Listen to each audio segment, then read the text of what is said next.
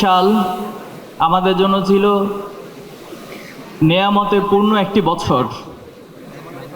2025 সাল ছিল আমাদের জন্য চ্যালেঞ্জিং একটা বছর। 2025 সাল ছিল আমাদের জন্য নতুন নতুন অভিজ্ঞতার সম্মুখীন হওয়ার বছর। আল্লাহ তাআলার একান্ত মেহেরবানিতে আমরা এই বছরটি অতিবাহিত করেছি। আল্লাহ তাআলা আমাদেরকে এই বছরে যতটুকু অর্জন করার সুযোগ দিয়েছেন তার জন্য আমরা আল্লাহর কাছে তাসবিহ করি, হামদ করি এবং আল্লাহর কাছে আমাদের নিজের অজান্তে যে ভুলগুলো হয়ে যায় সেটার জন্য আল্লাহর কাছে আমরা ক্ষমা প্রার্থনা করি। সংগ্রামী উপস্থিতি,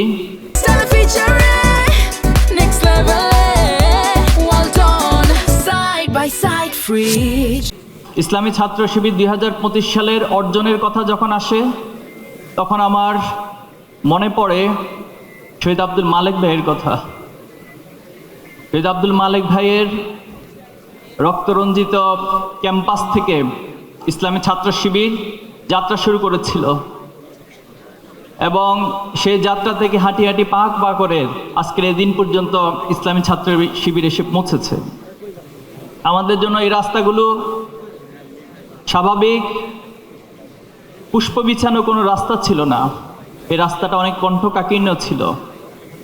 আজকে যখনই 2025 সালের কোনো অর্জনের প্রসঙ্গ আসে তখন আমার শহীদ মীর কাসেম আলী ভাইয়ের কথা মনে পড়ে। শহীদ মীর কাসেম আলী ভাইয়েরা যে স্বপ্নগুলো দেখেছেন, যে স্বপ্নগুলো প্রজন্মকে দেখিয়েছেন, তিনি সবসময় একটি কথা বলতেন যে আমরা যে স্বপ্ন নিয়ে কাফেলার যাত্রা শুরু করেছি সেই স্বপ্নগুলো আমি আমার সন্তানের কাছে তুলে দিব। আমরা দিন বিজয়ের যে স্বপ্ন দেখেছি, আমরা বাংলাদেশে ইনসাফ প্রতিষ্ঠার যে স্বপ্ন দেখেছি সেই স্বপ্নগুলো আমি আমার সন্তানের কাছে তুলে দেব, সে তার সন্তানের কাছে তুলে দিবে। এভাবে করে প্রজন্ম থেকে প্রজন্ম একটি পর্যায়ে সেই স্বপ্নগুলো বাস্তবে পরিণত হবে এবং সেই স্বপ্নগুলো দিন বিজয়ের অন্যতম ভূমিকা হিসেবে পালন করবে। সম্মানিত উপস্থিতি, আজকে ইসলামী ছাত্র শিবির অর্জনের প্রসঙ্গ আসলে শহীদ কামারুজ্জামান ভাইয়ের কথা মনে পড়ে।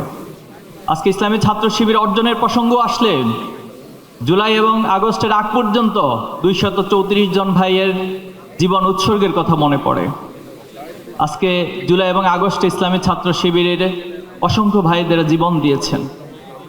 আজকে যখনই আমাদের অর্জনের প্রসঙ্গ আসে জুলাই এবং আগস্টের সেই বিভীষিকাময় দিনগুলোর কথা মনে পড়ে। এখানে আমার ভাইয়েরা আছেন সকলে, আপনারা সেই দিনগুলো সাক্ষী। কেমন ছিল সেই দিনগুলো আমাদের জন্য? প্রতিটি দিন, প্রতিটি রাত আমাদেরকে শাহাদাতের জন্য অপেক্ষা করতে হতো।